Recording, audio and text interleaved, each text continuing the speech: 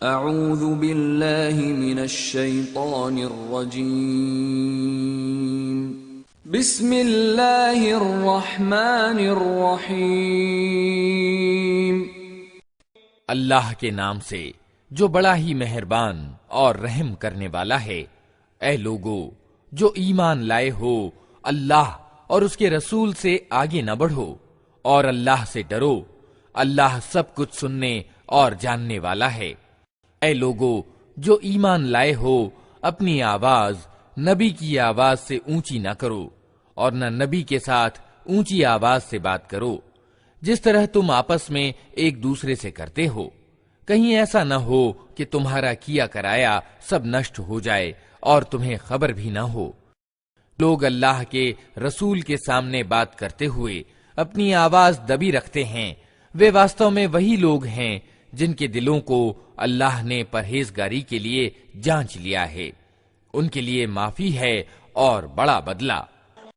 ऐ नबी, जो लोग तुम्हें कमरों के बाहर से पुकारते हैं, उनमें से ज्यादातर बुद्धिहीन हैं। यदि वे तुम्हारे बाहर निकलने तक सब्र करते तो उन्हीं के लिए अच्छा था।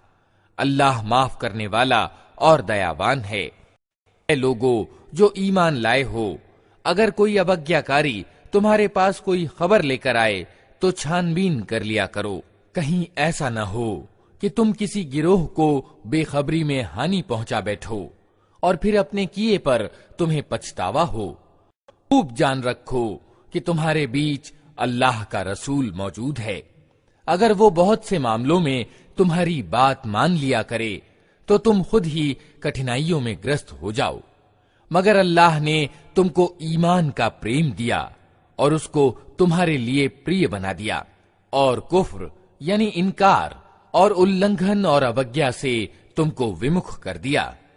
ऐसे ही लोग अल्लाह के अनुग्रह और उपकार से सन्मार्ग पर हैं और अल्लाह सर्वज्ञ और तत्वदर्शी है।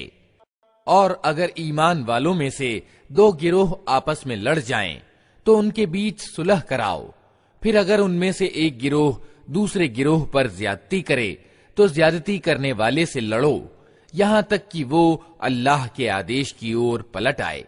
फिर अगर वो पलट आए तो उनके बीच इंसाफ के साथ सुलह करा दो और इंसाफ करो कि अल्लाह इंसाफ करने वालों को पसंद करता है। ईमान वाले तो एक दूसरे के भाई हैं, अतः अपने भाइयों के बीच संबंधों को ठीक करो और अल्लाह से डरो।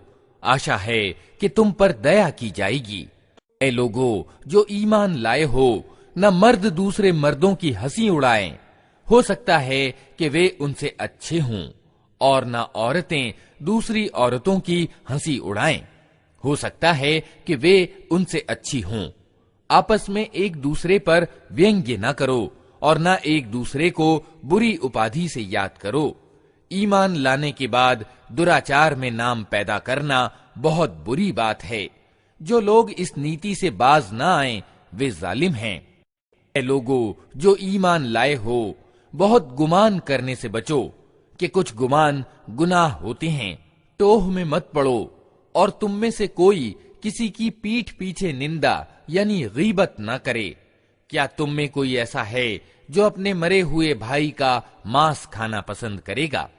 देखो तुम खुद इससे घिन खाते हो।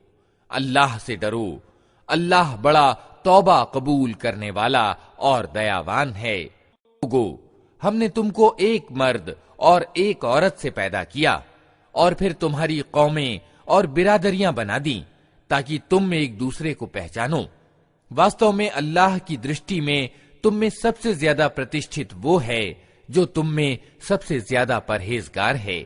यकीनन अल्लाह सब कुछ जानने वाला और खबर रखने वाला है। ये बद्दू कहते हैं कि हम ईमान लाए। इनसे कहो तुम ईमान नहीं लाए, बल्कि यूं कहो कि हम आज्ञाकारी हो गए। ईमान अभी तुम्हारे दिलों में दाखिल नहीं हुआ है। अगर तुम अल्लाह और उसके रसूल के आज्ञाकारी हो जाओ तो वो तुम्हारे कर्मों के बदले में कोई कमी न करेगा। यकीनन अल्लाह बड़ा माफ करने वाला और दयावान है।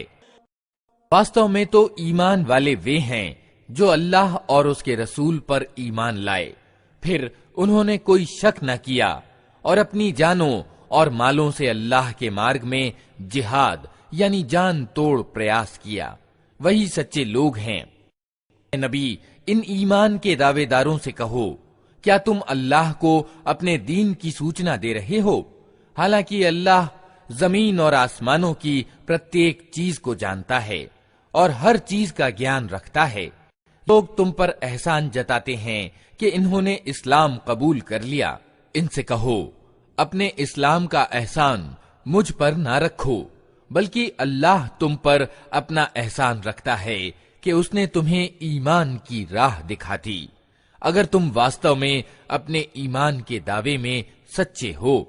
अल्लाह जमीन और आसमानों की हर छिपी चीज का ज्ञान रखता है और जो कुछ तुम करते हो वो सब उसकी दृष्टि में है।